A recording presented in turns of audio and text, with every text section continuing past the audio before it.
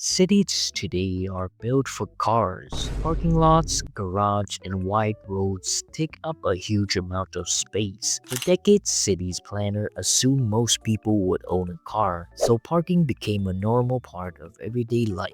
Over time, it shapes how city looks and how people move through them, but that way of thinking may start to change. According to the International Transport Forum, self-driving cars could make up about half of all road traffic by 2050. If that happens, cities may not need nearly as much parking as they do now. Why could self-driving car reduce the needs for parking? One major reason is sharing. Self-driving cars can be used by many people throughout the day. Instead of sitting parked for a long period, a single vehicle could replace several privately owned cars. Because of this, studies suggest cities could need far fewer cars overall, possibly up to 90% fewer to handle the same amount of trips. Another reason is that self-driving cars can park more efficiently than human drivers. Since they are parking without passengers, they don't need space for doors to open or for people to walk between vehicles. This allows parking areas to be smaller and more compact, using far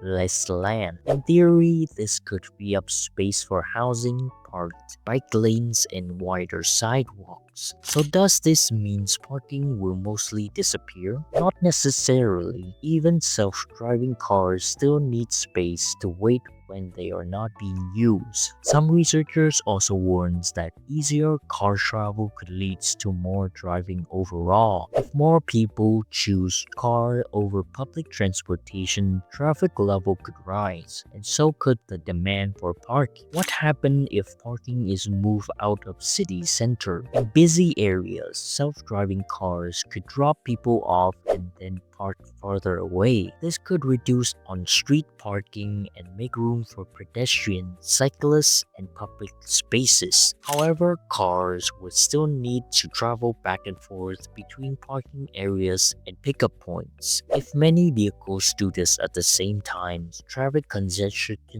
could increase. How might this affect residential neighborhood? In neighborhoods, self-driving cars may no longer sit in driveways along curbs. Instead, they could wait in shared parking facilities and return only when needed. This could open up space for trees, safer streets, and new housing. At the same time, constant vehicle movement could create new traffic problems if it's not carefully managed. When will cities start seeing these changes? Although the technology is advancing quickly, self-driving cars are still years away from widespread use. The International Transport Forum estimated they will not become common until around 2040. This means cities must plan for a long transition where traditionals and self-driving cars shares the roads. What can cities do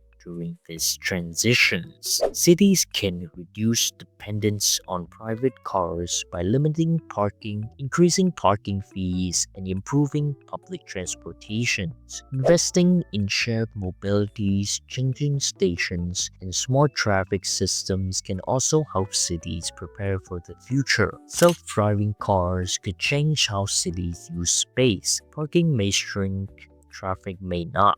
The future of urban parking will not just change depending on the technology itself, but also on the choice cities make. What would your choice be, traffic or parking?